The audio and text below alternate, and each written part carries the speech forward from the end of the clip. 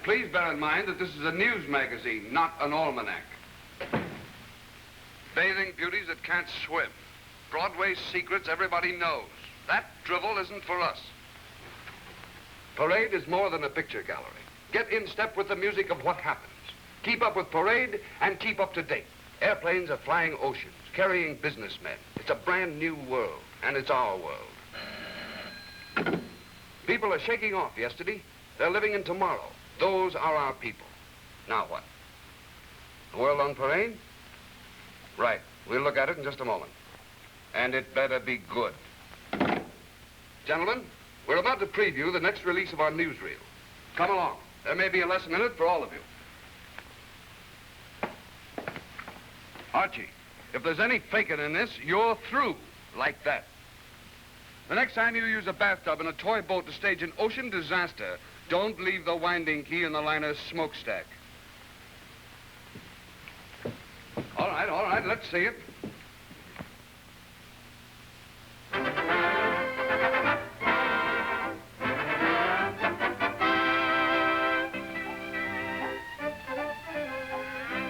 Once the idol of small boys, long the symbol of power and speed, the giant juggernaut of the rails now looks toward the future and to oblivion.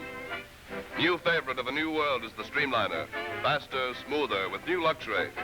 This is the answer to the demands of a forward-looking traveling public. New designs, new materials, obsoleting the cast iron and bulk of yesterday. A new era in transportation, 70, 80, 100 miles per hour. But more important than speed alone is speed with comfort and safety. Now, if you would travel first class, you travel Streamline. The Club Lounge, modern in design, modern in atmosphere. Gleaming chromium, deeply upholstered seats, soundproof from the outer world. Here, all the comforts of the club, including radio. Gone the old-fashioned observation platform where hardy souls took their scenery generously mixed with cinders and dust. In its place, this air-conditioned, glass-enclosed solarium. Lighter, stronger, safer. The Streamliner is more than a new type of train. It is a new conception of rail transportation, a significant demonstration of the ability of American engineering brains, free to design for progress instead of to precedent. America wants to ride first class. Here, Raymond Loewy, designer of the Streamline Pennsylvania Broadway Limited, an outstanding American industrial designer, reveals a model of the locomotive of tomorrow. Now a building for service between New York and Chicago. Speaking with authority, Mr. Loewy forecasts ships, buses, yes, even family automobiles with the same progressive basic engineering. So watch out, America. Your ideal motor car seems to be on the way. Hold on. Stop it. Archie, where's the rest of that? Rest? Well, that's all there is. There isn't any more. Raymond Loewy practically tells you there's going to be a new deal in motoring and you muff the tip? Listen, Mr. Wells, I'm a newsreel man, but I'm not a mind reader. Sure, he drops a tip and I get it. But what comes of it? Nothing. You mean to tell me? We're working on it, Mr. Wells, but that's all. We've scoured all the big motor combines and nothing. Right. If there's anything coming, it isn't from the big shots. At least nothing important. I don't believe it. Loewy knows what he's talking about. We don't dispute that. But with their production and planned investment, the cost of any really important improvement would be prohibitive. As long as the big combines can sell cars with just superficial improvements each year, they won't make any important changes. There's a new day coming in motoring just as surely as there is in railroading. Now, wait a minute. Let's take a new approach. What does the motorist want? Are they satisfied with their present cars? What do the automobile dealers want? Talk to them. Make them talk. Talk to people. All kinds of people. Talk to newlyweds with their first car. Talk to people of culture and good taste who have to count their pennies. Talk to people who never glance at a price tag. Talk to traveling salesmen who have to pay for their own gas and oil. Talk to fleet operators who have 200, 300 cars on the road. Talk to conservative drivers and drivers who like to go places in a hurry. All kinds of motorists, all kinds of people. When we got married, of course we had to have a car. Well, we started out to buy a low-priced car, but Lord Harry, when they got through tacking on extra prices for steering wheel gear shift and independent wheel springing and all the other things you really want, well, it just wasn't a low-priced car anymore. We couldn't afford it, so we bought a used car. But still, we didn't get what we wanted because this car cost us so much to run that we really can't afford it either. So, where are we? The mere fact that I must drive a low-priced car doesn't mean that I wouldn't like to ride comfortably and have the latest developments in driving ease and safety. You know, some years ago, Vice President Tom Marshall stated that what America needed most was a good 5-cent cigar. That same philosophy might well be applied to building automobiles. I guess I drive an average of 25,000 miles a year. This car's economical, all right, but I hate to give up all the good things in motoring just for economy alone. Now, why can't I have a car that I can drive both for business and pleasure? Somebody ought to have brains enough to build such a car, and believe me, I'd buy it in a minute.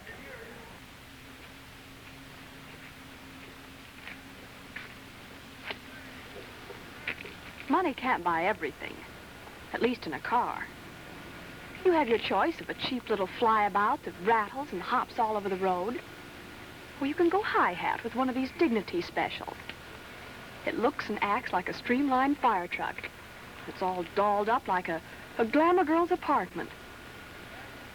Now, I can imagine a car that would be trim, yes, and cute, real style, and not all gobbed up with a lot of flashy junk.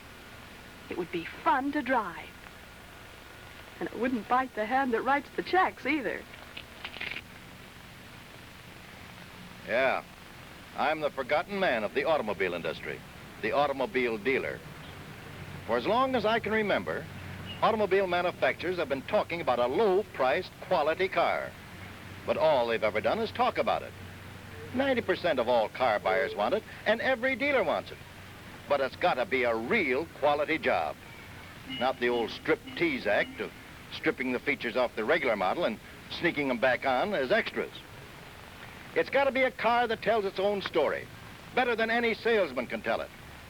It's got to be a car filled with pleasant surprises. A surprise when the prospect learns the price. A surprise when he takes it out on the road. Then, as the payoff, the surprise when he discovers real economy of operation. There's a car no motorist could pass up. And how that car would solve the used car problem. Economy is even more important out here on the used car lot than in the new car showroom. There you are, Mr. Wells. This is a true cross-section of hundreds of interviews. Motoring America Speaks. And quite a mouthful, too. What's that other layout? Oh, I see. Raymond Loewy again, huh? What's that car model he's working on? There's an original model conception of a fundamentally new car.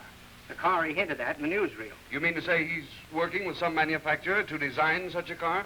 Exactly that. A car that's years ahead of anything that's on the road today. Well, what are we waiting for? Who's building such a car? Where are the pictures? Where's the story? There isn't any yet. Loy will tell us anything except what we want to know. Well, I want that story. I want it even if I have to... Get Ross Gibbons. Yes, Mr. Wells. Get Ross Gibbons. I don't care where he is. Get him. He'll make him talk. That guy could worm a secret out of a stone statue. Never mind what I said. Just do as I tell you. Get Ross Gibbons. Where is he? Mr. Gibbons has been out for 2 weeks on a newsreel subject. Well, pull him in. Fly him in. Where is he? He reported last in South Bend, Indiana. Get him. He picks this time of all times for a football subject. Dead? He's here. Well, get him in here immediately. Hello. I see that the usual calm and peaceful atmosphere... Oh, shut up. Listen. Listen, Ross. Listen carefully. This is just the sort of thing you love. You couldn't possibly mean that new car, could you? Not the new car that 8 newsreels are chasing after. Yes. We need it. We've got to have it. Well, it's all yours. You mean that I mean that the entire story is imperishably inscribed on film. Oh, stop that. Talk sense. Well, to make a long story short, we're showing it in the screening room in just 1 minute.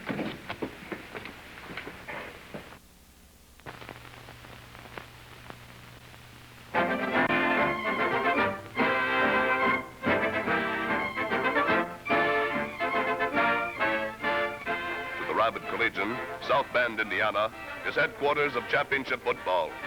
Notre Dame, Fighting Irish, tough teams to bat against. To the informed motorist, South Bend is headquarters of champion motor car. A Studebaker prairie schooner of gold rush days. A Studebaker carriage of Lincoln's time. The Studebaker carriage used by President Grant. President McKinley's carriage. Field carts for the Army in '98. An armored tractor for American doughboys in the World War. Mines for the North Sea. And nearby, a Studebaker roadster which set performance records that for 10 years have stood as a challenge to the rest of the industry. Records are no longer news at Studebaker. A new cup, another trophy is easily lost among the host of souvenirs of conquest. Indianapolis Speedway, Pikes Peak, Atlantic City Speedway, stock car races, hill climbs, reliability contests, outright winner of the Gilmore Yosemite Economy Run, all a part of Studebaker background. Among the stately, a shirt sleeve organization, little formality. But the foresight and independence of this group have influenced the design of all motor cars today. R.E. Cole, Vice President in charge of engineering. W.S. James, Chief Engineer. W.W. Smith, Executive Engineer. S.W. Sparrow, Research Engineer. J.R. Hughes, Chief Body Engineer. You won't remember their names, but you can't forget planar self-stabilizing independent wheel suspension, freewheeling and automatic overdrive, the first safety all-steel bodies in the fine car field, the silent transmission, automatic hill holder, rotary door locks, and a host of other Studebaker firsts, later adopted by the industry. Missing from the group is one engineer, talking to newspaper reporters. Now then, one at a time. The New York Taker's going crazy with a rumor about a new Studebaker. Something really hot. What about it? Well, what about the report that Studebaker's spending over $3 million to completely retool with all the newest and most modern equipment? That's right. New plant facilities are being installed. Isn't it a fact that the Studebaker test cars are running on the proving ground and in the desert and mountains of California? Yes, that's quite right. Come on, let's have the whole story. We want to be in on the beginning. I'm afraid you're a little late for that, boys. You see, the beginning was 4 years ago. Wait a minute. What do you mean, 4 years ago? Just that. 4 years ago, President Paul G. Hoffman and H.S. Vance, chairman of the board, took the first steps toward giving the motoring public a long-needed new kind of car. Their investigations among motor car owners and dealers had shown conclusively that the so-called lowest price cars up to now have been definitely lacking in style appeal, quality construction, performance, and driving ease. And the best of them cost too much to run. Well, it seems the time was ripe for the development of a basically better and more economical automobile. And so in the spring of 1935, they called in the engineers. It took courage to make that first step because it meant turning away from the past and stepping into the future. It meant years of research and development. Only an independent could make such a drastic move. But Studebaker was independent.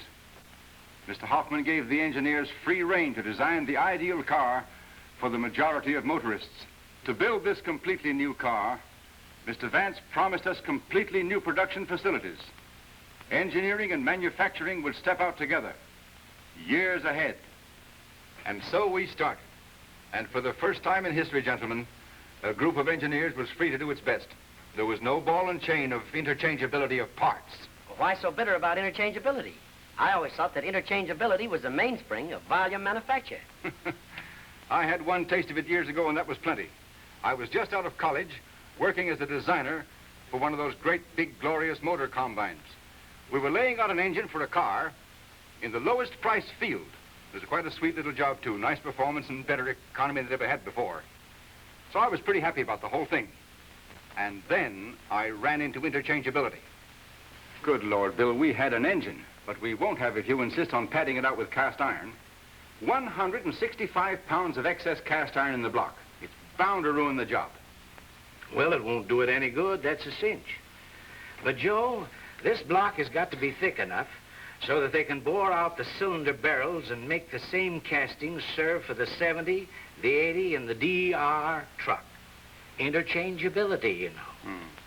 Well, all I know is that you're ruining a motor by adding 165 pounds of dead iron.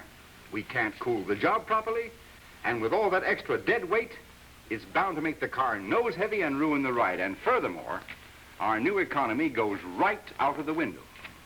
I know how you feel, but Joe, forget it. It's just another crime committed in the name of the great god interchangeability. They sold 1 million cars last year. Maybe that's the answer. Maybe we're wrong. Bill, when I went to school, they told me that an engineer used his brains instead of cast iron. Maybe I came to the wrong place. But he knew better.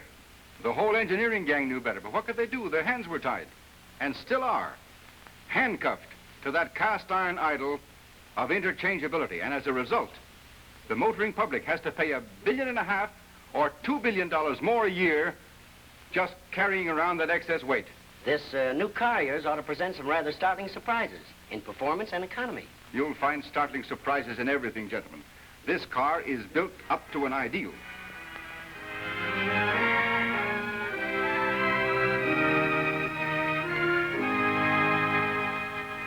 With a clean...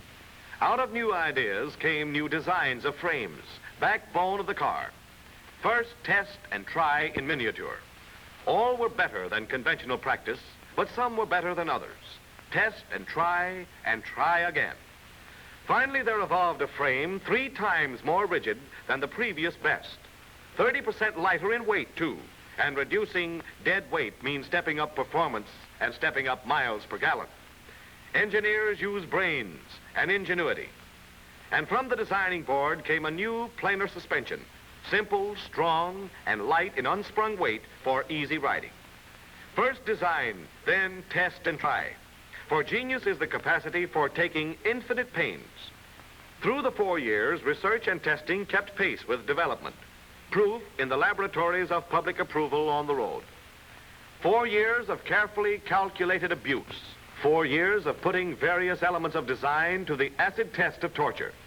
4 years of breaking them up to build again and build better. To the casual observer, it looks like needless destruction. But to the engineer, it's all serious business. All part of that capacity for taking infinite pains. Every part of the car had to pre-prove its fitness. Nuts and bolts and cotter pins, gears, axles and transmissions, steel, cloth and glass. Test and try, test and try. Hour after hour, day in and day out. 4 years of taking infinite pains. Would you say it was dramatic, thrilling? Oh, you haven't seen anything yet. Behind that door, an engine is running wide open, standing still. Hold your ears, we're going inside.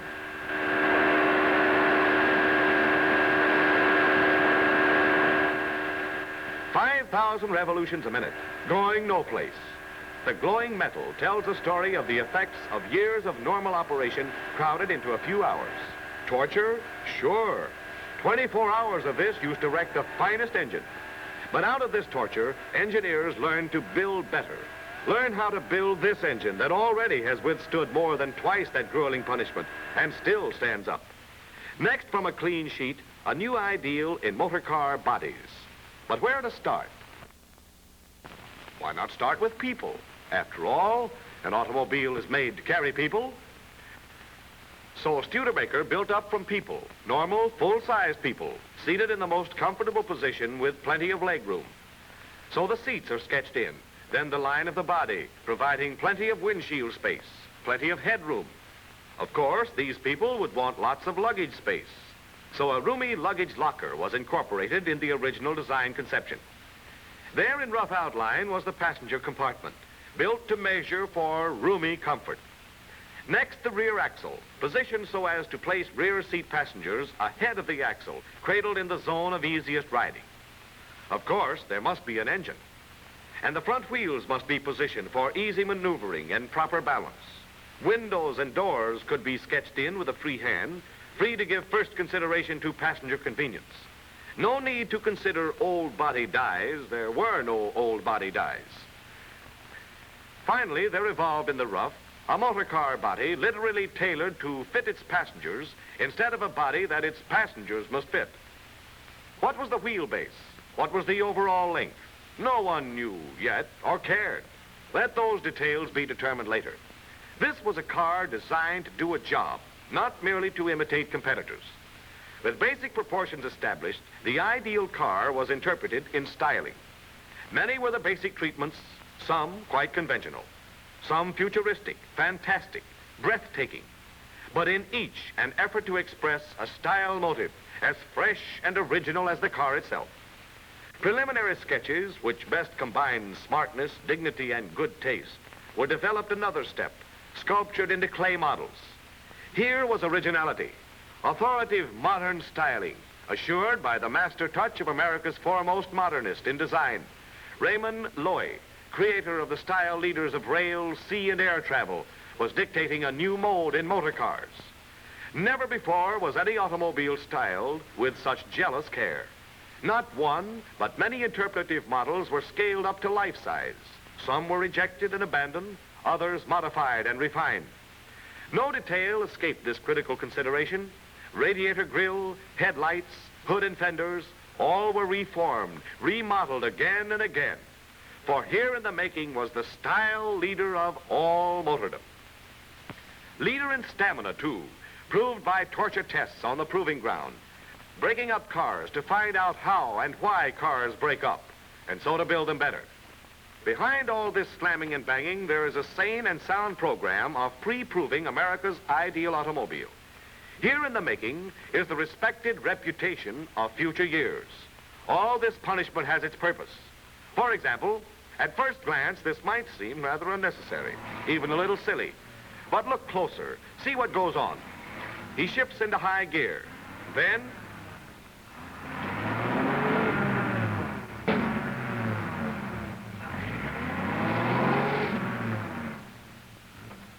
and this performance goes on again and again and again, giving the works to transmission, clutch, rear axle. Tires wear out, even the concrete wears. But the test goes on and on. Why? Because it's a quick and sure way to uncover any weakness, any avenue to improvement in every element of the entire driving mechanism. Brutal? Sure. Only a champion can take it full on. And so it goes day after day, month after month, as gradually the car nears completion.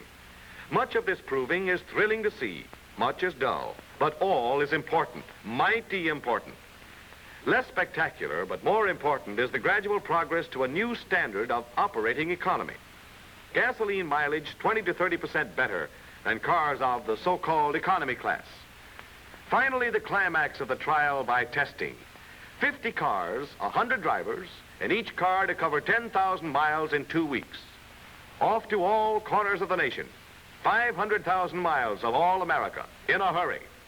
The job of creating America's ideal car was nearly complete. Building cars for all America means machinery, millions of dollars of machinery. And into Studebaker plants were moved these ultra-modern production tools.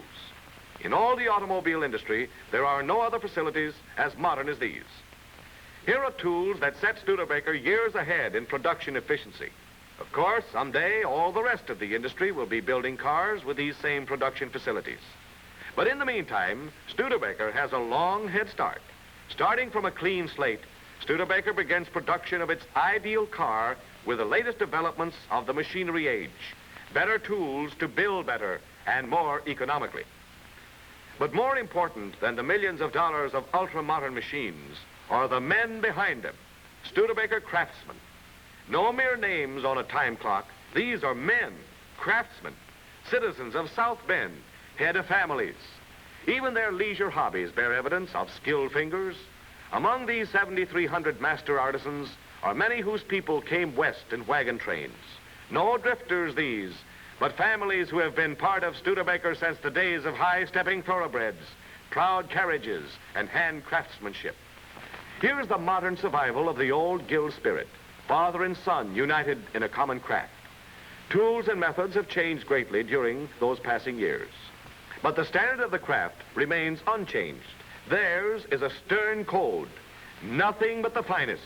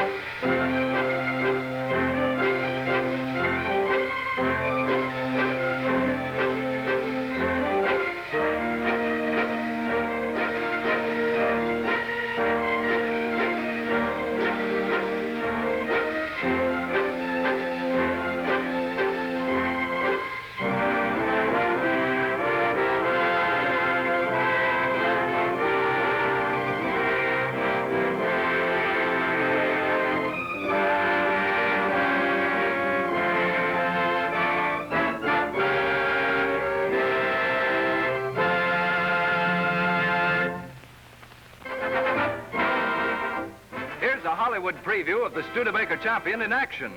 Cliff Berger, motion picture stuntman and Indianapolis Speedway pilot, gives us the inside story of the car that makes new motoring headlines. Hold your hats. Here we go. No scientific testing here. Just plain slam-bang motor car mauling. Yet it tells in a minute the results of 4 years of designing and building to an ideal. Look at that car hang on. You'd expect it to tip over. Probably the ordinary car would, but the champion doesn't carry the dead weight of ordinary cars. Here is perfect balance that makes the champion hold its footing in spite of this whirling dervish driving. You don't have to be an engineer to appreciate this demonstration of roadability. Look at those wheels dance. And notice, too, that the body rides smoothly and evenly. In slow motion, the terrific punishment becomes even more apparent. There's no road in the world as rough as this, but the champion takes it in stride. Now, the factor of reduced, unsprung weight assumes great significance. No wonder automotive engineers call this the newest car in the world. It takes courage to perform feats like this, and when that car crashes down on its front wheels, it takes the rugged strength of planar suspension to stand up. What's this? A rollover? Oh, no. Watch it again in slow motion. See how the low center of gravity pulls this car back on all fours. Now for the climax. At 70 miles an hour, the new champion leaps into the American scene. The strongest, safest, most economical car in the lowest price field. Champion in every phase of performance. And champion in the ability to stand up and take it. A Studebaker through and through. And every inch a champion.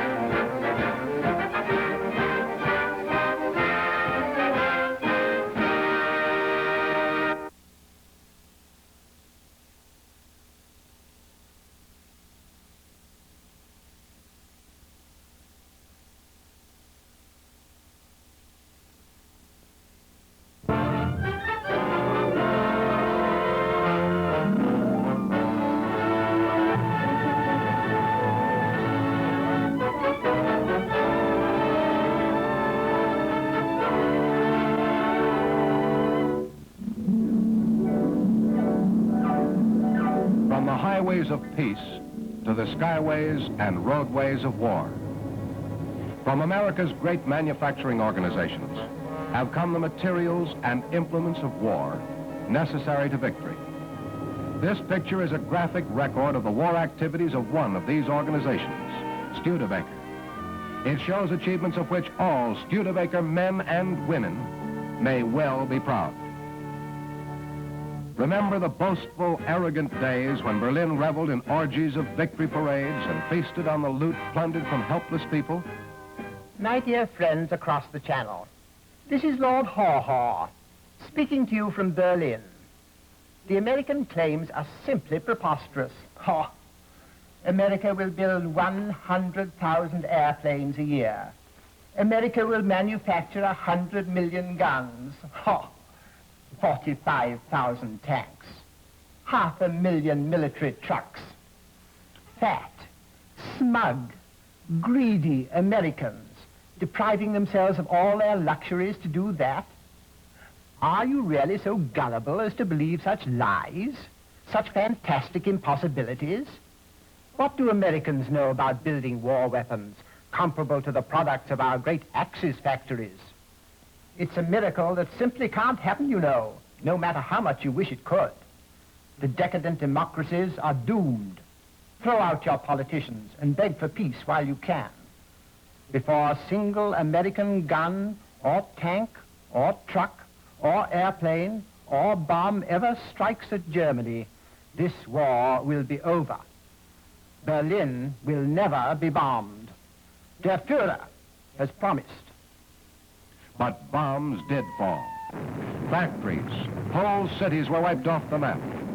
These things happened. London. The Berlin radio has just gone off the air. That probably means British and American bombers are smashing at German cities again. And on the other side of the world, Sydney. Flying fortresses rout another Jap convoy, sinking a heavy cruiser and downing 18 Jap fighters. Fairbanks. Continuous supplies pouring into Alaska over the Alaska Highway make future attacks on Alaska improbable. Washington. Aircraft engine output reaches a new high, according to official figures just released. Yes, the headlines carry good news today. All over the globe, in Europe, the Pacific, Russia, in India and China. The enemy has felt the righteous might of this great nation aroused to its full fighting fury. We did what the Axis said couldn't be done. In a few short years, we outstripped a generation of preparation for war by our enemies.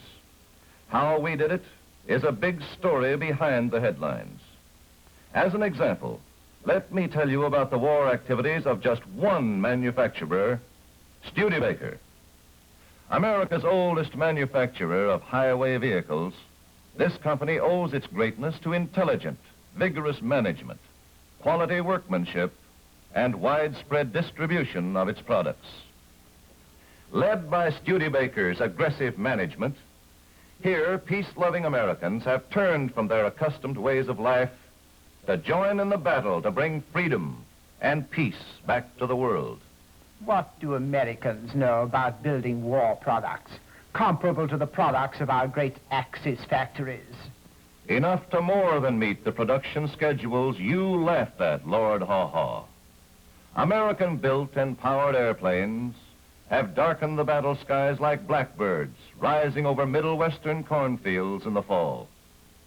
In these plants, the men and women of Studebaker have had a share in making war headlines.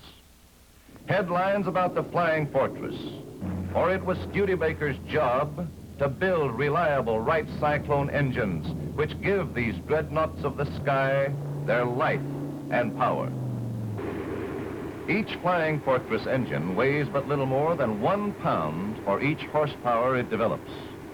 Compare this with a ratio of from 6 to 10 pounds per horsepower in automobile engines built just before the war. This engineering principle of getting the greatest possible amount of power from engines of the least possible weight was nothing new to Studebaker engineers. To get light weight and high power, lightweight metals had to be used whenever possible in these air-cooled Wright Cyclones. All parts had to be reduced to a basic minimum, machined and finished for maximum strength. Working with new metals and new machines and new techniques presented many difficult problems to Studebaker production men. But they were so thoroughly grounded in the principles of quality workmanship that they were able to turn from the manufacture of automotive engines to Flying Fortress engines with efficiency and dispatch. For instance, this rough crankshaft forging, weighing over 100 pounds, is reduced to less than half that weight. All excess metal is machined off, inside and out. Great care must be taken to see that there are no abrupt contour changes where dangerous stresses might be concentrated. During machining and finishing, this rough crankcase forging is reduced to about 1/4 of its original weight. These two halves fit together perfectly when they are assembled. By maintaining such precision and accuracy, dependability is built into Flying Fortress engines. Among the new machines which had to be designed is this amazing Greenlee. It is 175 feet long. It machines 135 cylinder heads at a time. Banks of lights on an indicator board flash on to show the progress of the heads as 168 operations are performed on each head passing through. Automatic equipment of this type is typical of the way the American automobile industry answered Lord Haw-Haw. Step by step, skilled hands operating fine machines make thousands of engine parts ready for assembly. On this production line, cylinder heads and barrels are assembled and fittings are put on. Studebaker workmen have been trained to produce quality products in quantity. They make every moment count as the cylinders take shape. Precision comes first in every operation such as this. Each gear tooth must be perfectly formed and machined to exact size.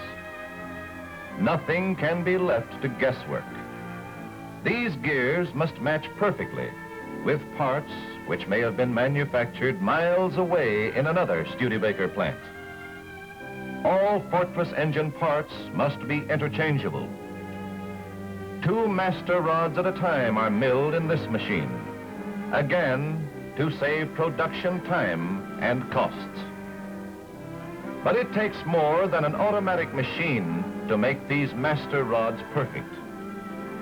Skilled workmen carefully hone the rods until they have a polished finish. Each finished rod must pass a test for delicate balance and exact size. All parts of the engine are built to close tolerances to assure absolute interchangeability. The same painstaking care goes into the shaping of the articulating rods and into the finish of the propeller shaft. There are many gears in these engines. And since each gear, big or little, is an essential cog in the operation of the power plant, it must be carefully checked to assure uniform quality, because the power of an engine flows through its gears. From the gear blanks to the machined finished gears, inherent quality must be uncompromisingly maintained so that a smooth flow of power will be delivered to the propeller. On the assembly line, complicated patterns of gears mesh perfectly. The engine begins to take form as the pistons are put in place.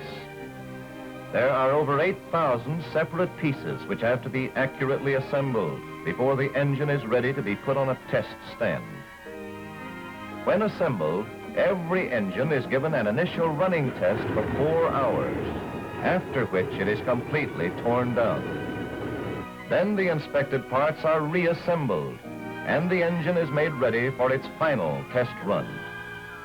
In this final run, the engine must pass rigid performance requirements to the complete satisfaction of the test engineers. Then it is certified as ready for installation in a flying fortress.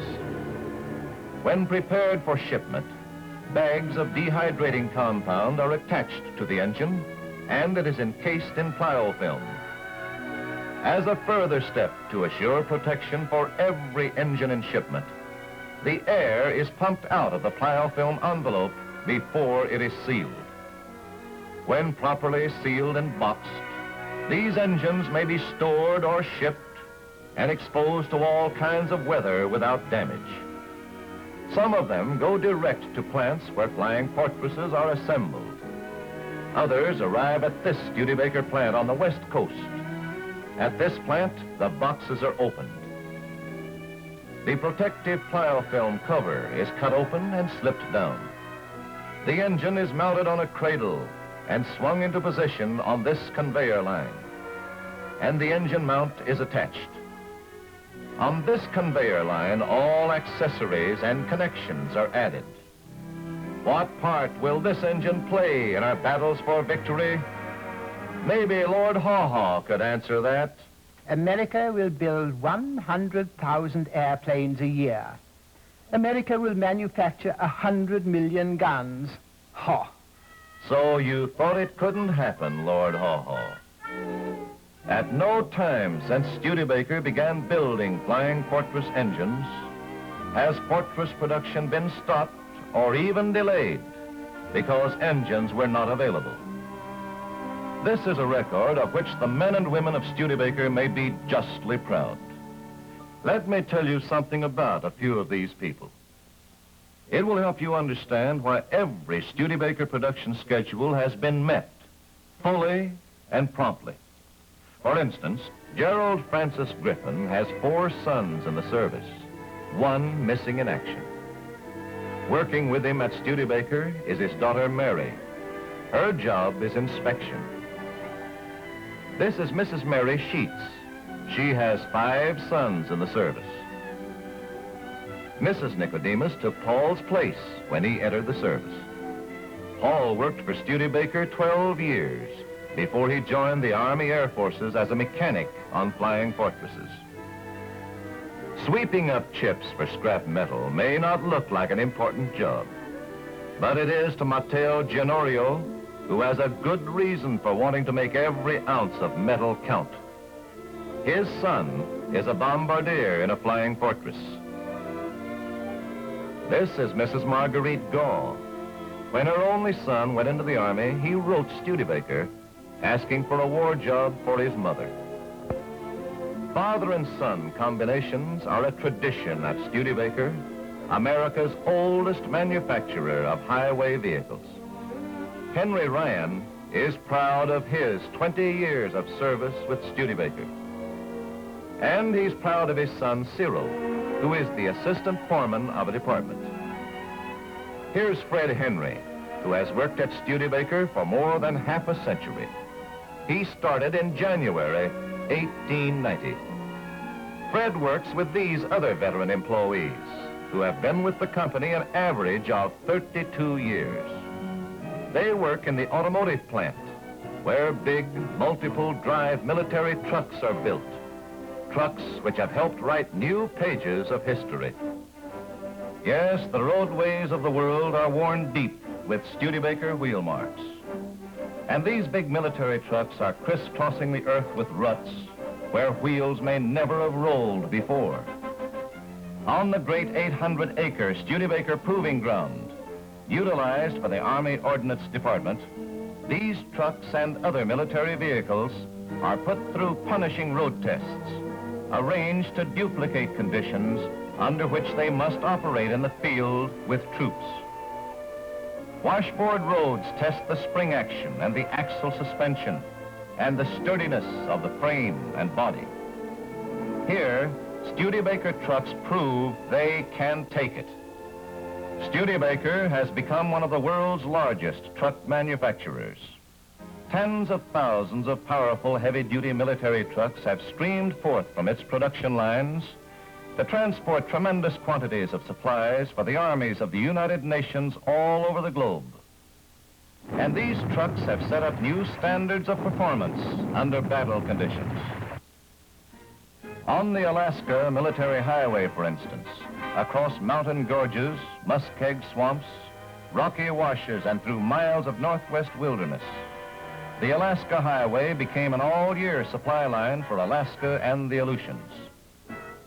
Over this 1,600-mile military road, from the day it was opened, columns of Studebaker trucks hauled thousands of tons of vital materials through all kinds of weather and road conditions.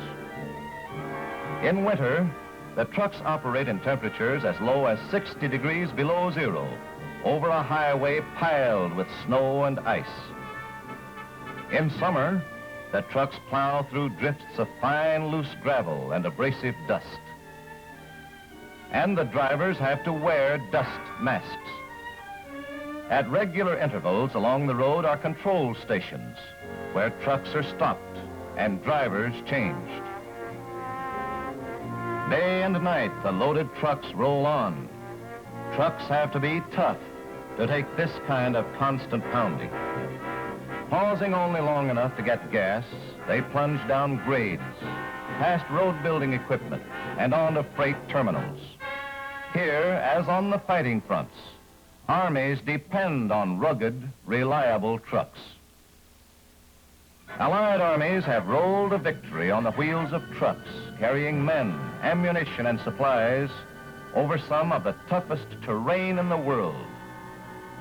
So many Studebaker trucks have been delivered to Russia that returning correspondents say the Russians call all trucks Studebakers, irrespective of make.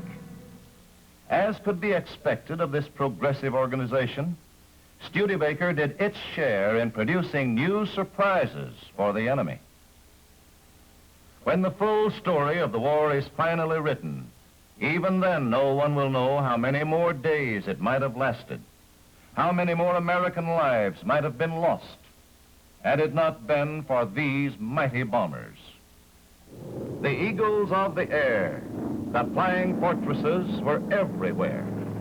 Over Europe, Africa, and Japanese strongholds, they carried our answer to the aggressors who wanted war.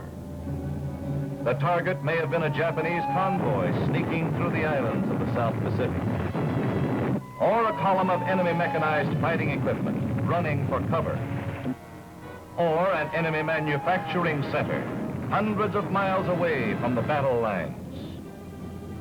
But wherever the target, when the flying fortresses came overhead dropping bombs, there was terror and destruction under them.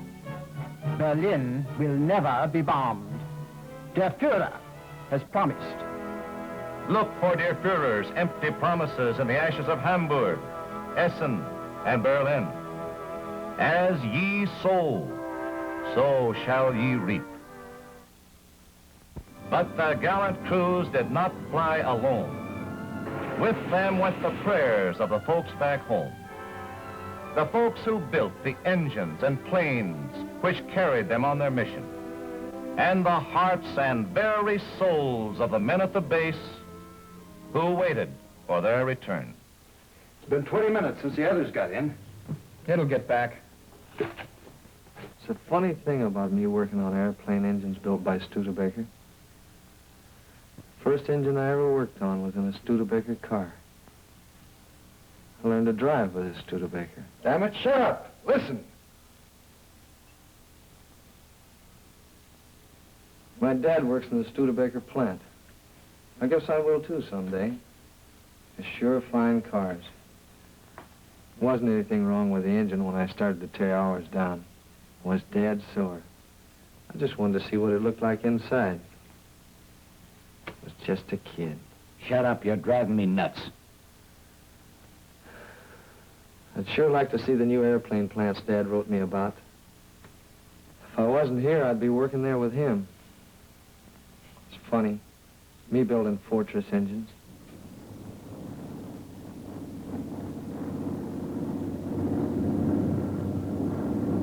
Here it comes. Hear it? I'd know those engines anywhere. I told you they'd make it. Must have been sightseeing on the way back or chasing a gal. Come on, you bunch of gabby old hens.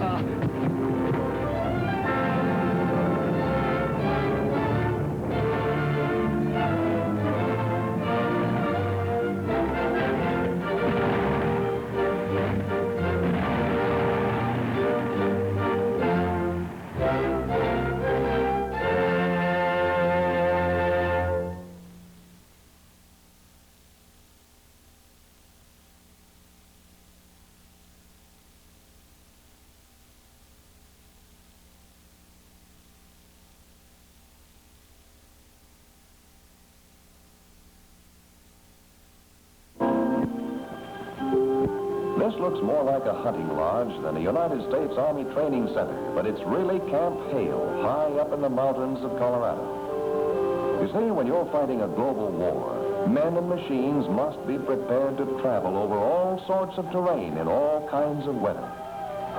And here's the machine that will do just that. The famous weasel you've heard about and read about. One of war's unique developments in the field of transportation. The Army describes it as a troop and supply carrier, but the men who build it and the GIs who use it call it the weasel. Like its namesake, the weasel can travel stealthily and swiftly over the most treacherous of ground surfaces. Now you see this amazing versatile vehicle on the screen for the first time, for it was a carefully guarded military secret for 2 years after Studebaker started production.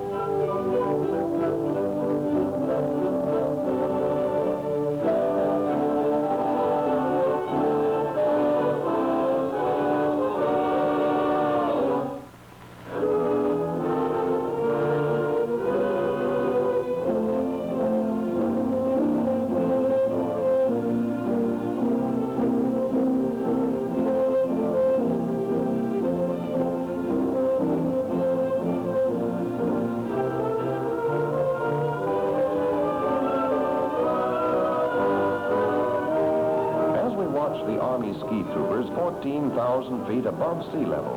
Let's hear more about the weasel. It was conceived on May 17, 1942, the day Army officers and government officials came to South Bend and said to Studebaker engineers something like this.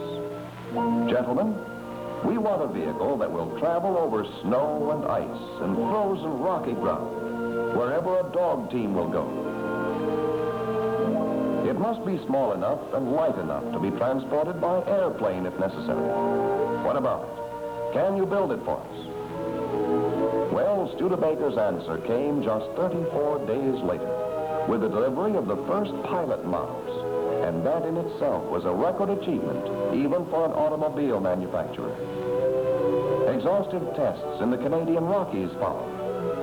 Finally, the Army approved a model for production, and one of the first fleets of weasels was delivered to Camp Hale. Meanwhile, those engineers, never satisfied, were continuing their experiments and conducting their own tests in the rugged, yes, and frigid north woods of Michigan. That's typical of automotive manufacturing methods, hard-headed and persistent, and always looking for ways to improve. The company's own engineers and drivers were following their usual practice of tearing them down to make them better, finding out what makes them tick or stop ticking. The first production model had its engine mounted in the rear, and it performed well on level ground. But when the weasel started to nose up a steep grade and tried to claw footing in the loose snow, it had a tendency to dig itself into a foxhole. The engineers licked that in an improved model with better weight distribution and greatly improved traction. Among other things, the engine, a Studebaker champion, was switched from the rear end to the front. This new model was called the Corrigan after the wrong-way flyer of the Atlantic, because, as compared with the first model, it appeared to be going the wrong way. In the lead are two weasels of the first model. The third is a Corrigan, which the company built on its own initiative. But even this model didn't go into quantity production.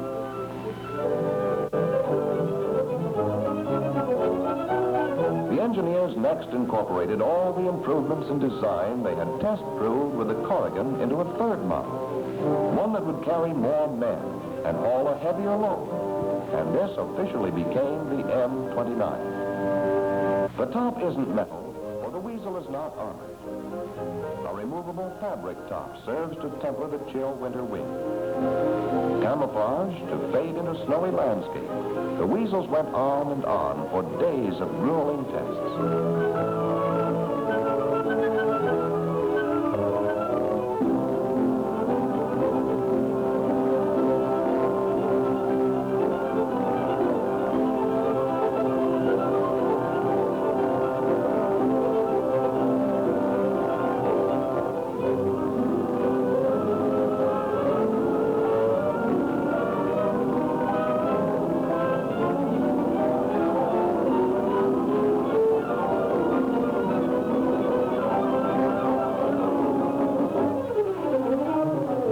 Travels on a continuous track made up of rubber-padded steel plates. The new models had wider tracks and also twice as many bogey wheels to spread out the weight. Bogey wheels are those rollers you see above the track.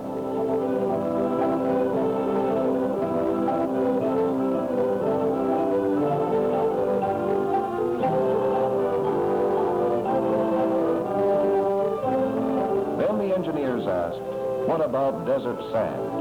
Snow hasn't stopped them, but take them out on the Indiana dunes and see what happens. Well, they were plenty frisky when the soldiers set them to climbing up and down the steep and shifting sand dunes that are ordinarily considered impassable.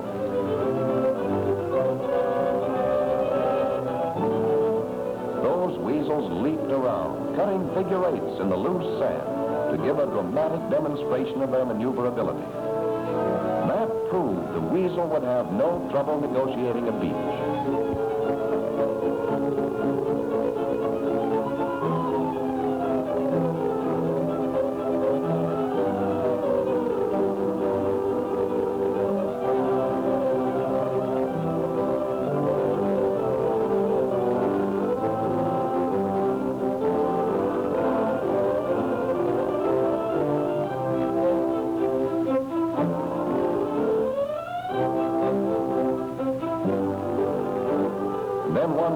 weasel got its feet wet, and from then on, there was just no holding it back.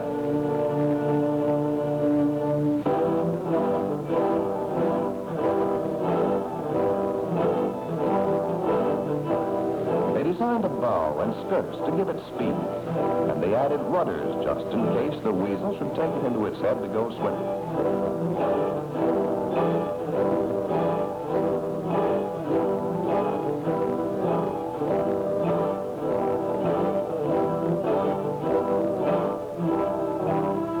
They trotted on the ground.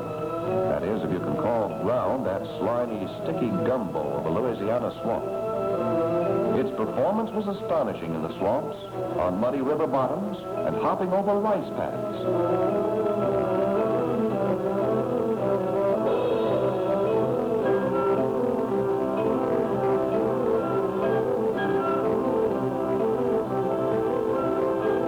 Up to this time, the weasel kept its feet on the ground. But now came the water test. And so one day, the weasel rolled out of the mud and made straight for a stream. From the beginning, the hull had been made watertight.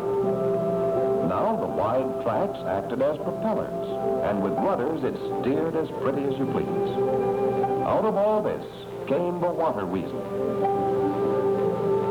It carries 3 men besides the driver, and it carries them just about everywhere, in deep water, in thick swamp grass, in clinging mud.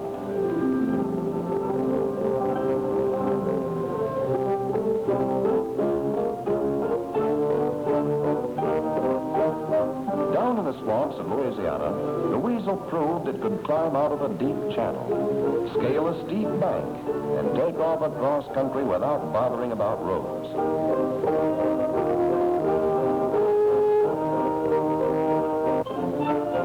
Just watch them as they maneuver over this punishing terrain of back-breaking grades laid out in checkerboard pattern, like a faded old quilt. Not only has Studebaker built the weasel in large volume under contract with the Ordnance Department, Army Service Forces, but it also has helped to train expert drivers and maintenance crews for the Army. Drivers that can jockey these sure-footed vehicles over hills and hummocks that would twist a snake's backbone.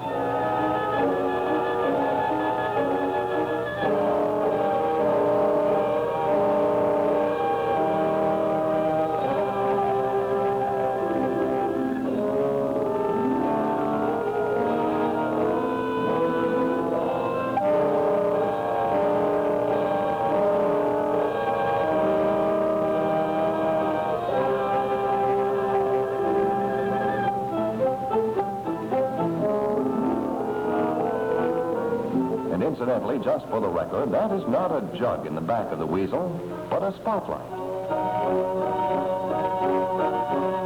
Tested and proved in the snows of Colorado and Michigan, in the swamps of Louisiana, and over the sand dunes of Indiana, the weasels have seen action in Italy and France, in Greenland and the Aleutians, and now are contributing to the defeat of the Japs in the Pacific area. Go get 'em, weasel.